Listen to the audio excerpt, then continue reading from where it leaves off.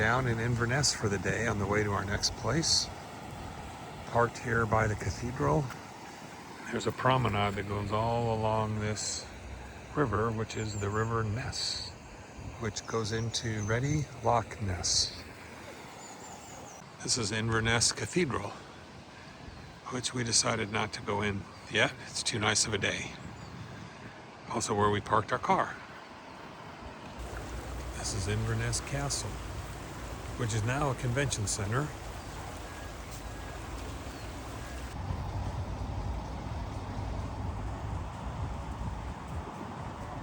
I imagine the view is much better. The tops of all the three buildings got in it. Yep.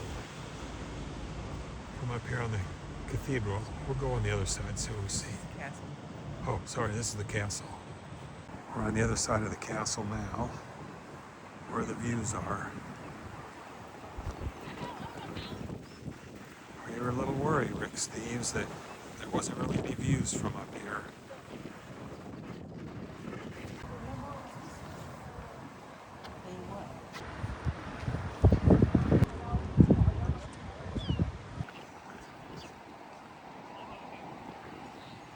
Back looking towards the cathedral.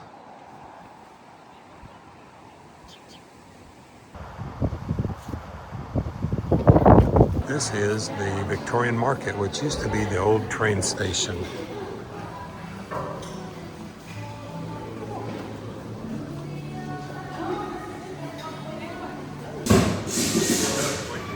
Leakey's bookstore. Jennifer said it's really cool inside. We'll take a look. It looks like they're almost all used books. Some of them are new ones, but most of them look like they're used.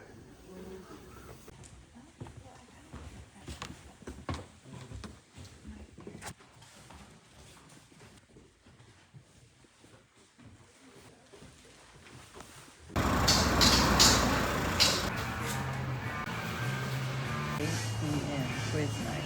Passage. Okay. This is the beginning of Ness Highlands, which is a series of islands in the River Ness that comes out of Loch Ness that goes and flows into Firth through Inverness. And little bridges that go out to the islands.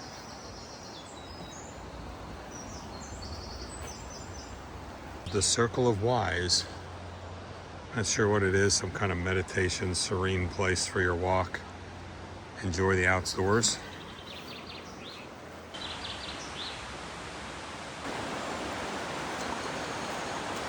There's little bridges crisscrossing, connecting all the little islands.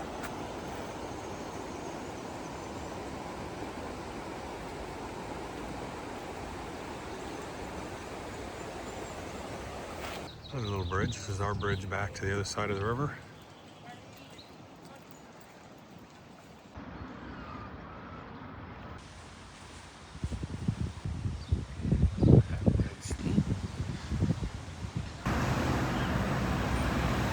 D. Chrism and Sons, that building's okay, but not.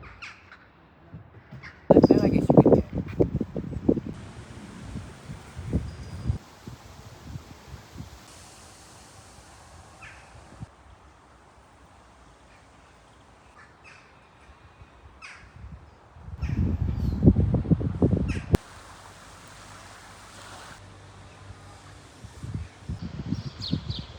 Well, this is Elgin Cathedral and the associated ruins. Pretty cool. Parts of it are still intact and parts of it are not.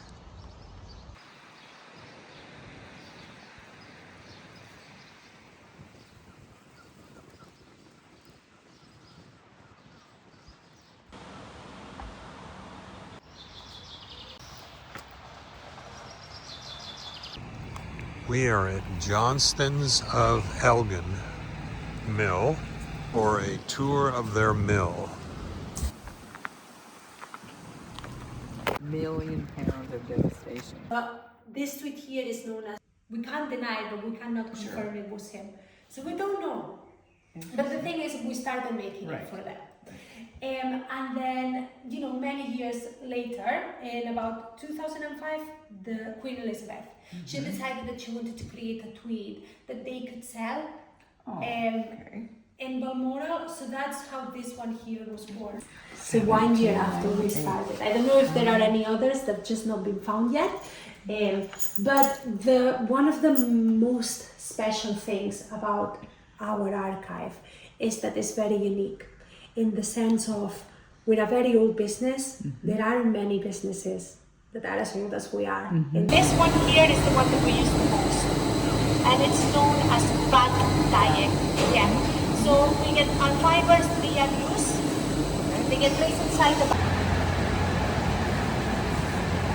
We'll come back this way because wool is coarser, and if it's like thicker threads at the end or finer, that'll also affect how long does it take.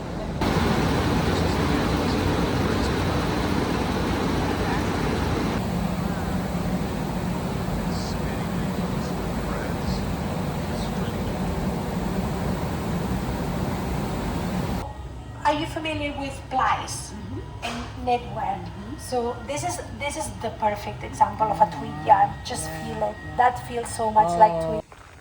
Whiskey tour number 5 at the Balvenie Distillery.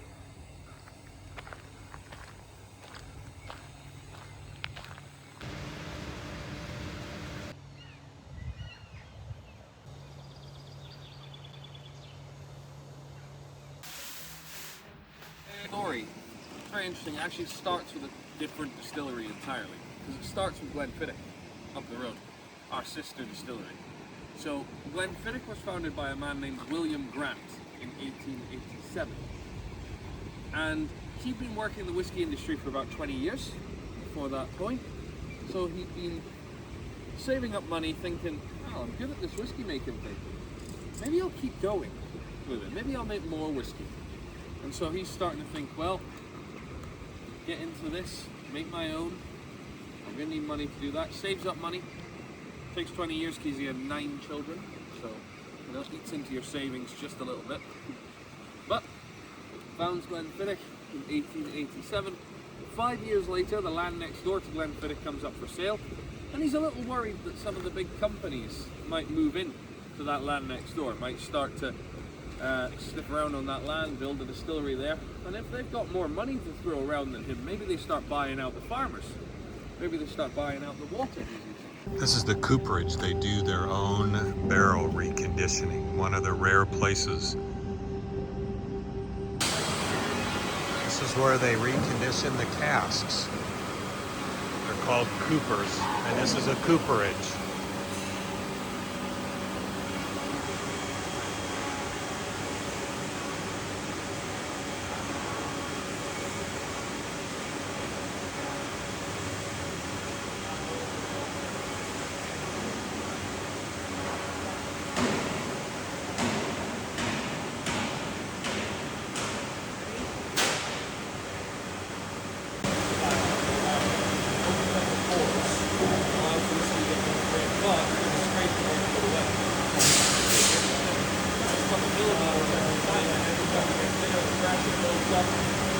Here's the barley.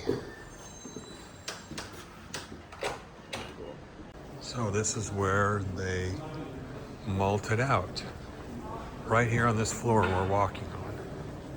Spread your barley seeds out down here, and then you're going to make sure that oxygen can always get to the seeds. In front of the shovel right now gets a little bit more stretched out.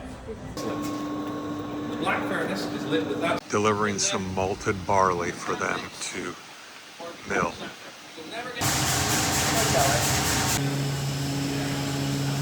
There's water coming out of the spirit still on both sides. That's the low wines safe. This is the spirit safe. And here are their stills.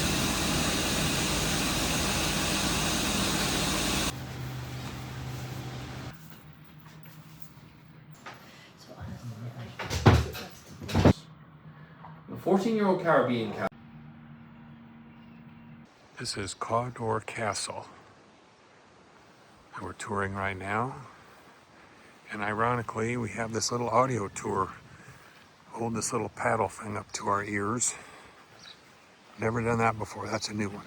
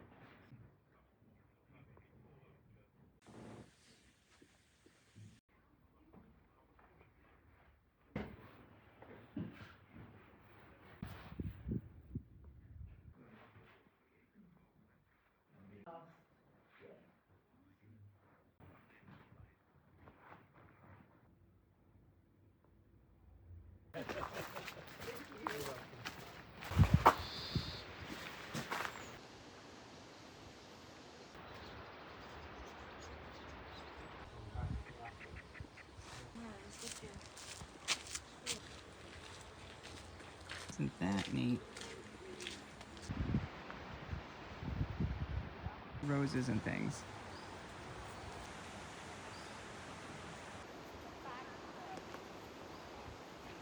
See, 1702. Here at Culloden Battlefield for a battlefield tour on a little sprinkling day.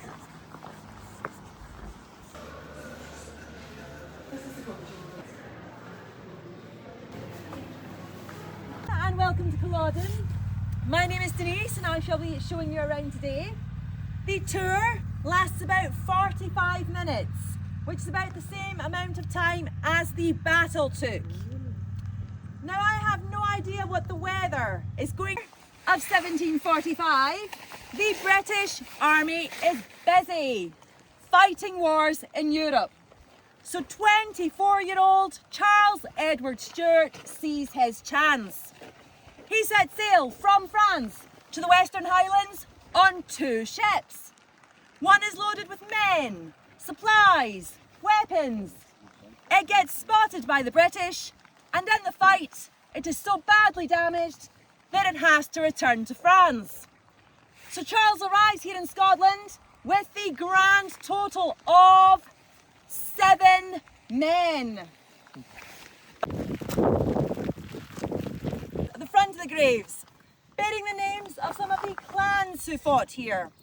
The Camerons, the Frasers, the Stuarts. Now these stones were set up 135 years after the battle by the landowner Duncan Forbes. And there is no way that Duncan could have known that only Frasers or only Camerons were in a certain grave. Stone set up by Duncan Forbes 135 years after the battle, and it states, Field of the English, they were buried here. I think it's quite poetic. It is also very wrong. So first of all, if we take the English, as I've said, not just the English who fought here on the government side. In fact, a quarter of the regiments making up the British Army here at Culloden were Scottish regiments. And we also had Irish soldiers.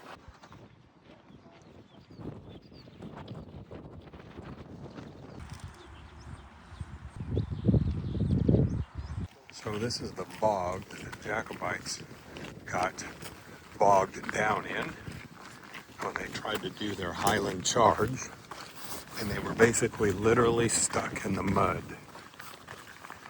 and the government forces just basically annihilated them.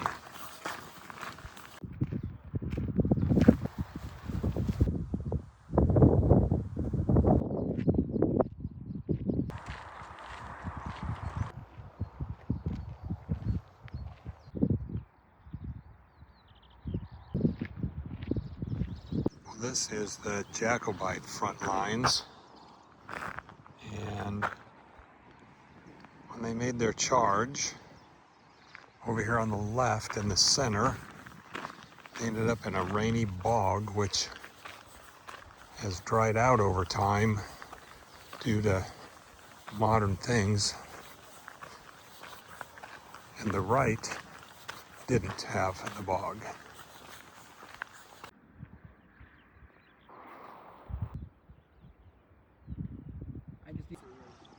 And this memorial wall was built as part of the visitor center. And I think if you can see them, there's little bricks that are stuck out. Each one of those represents someone who died here. And on this side is the Jacobites with 1,500. And on this side is the government loyalists with 50.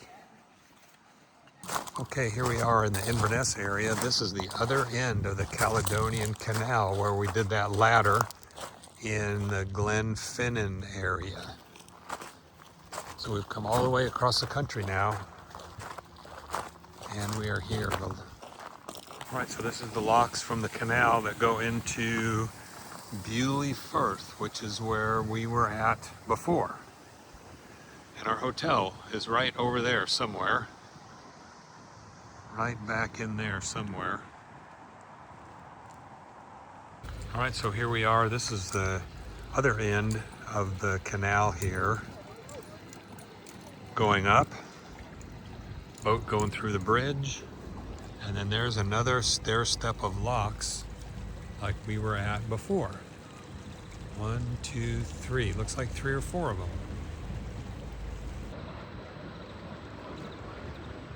And a sailboat coming through.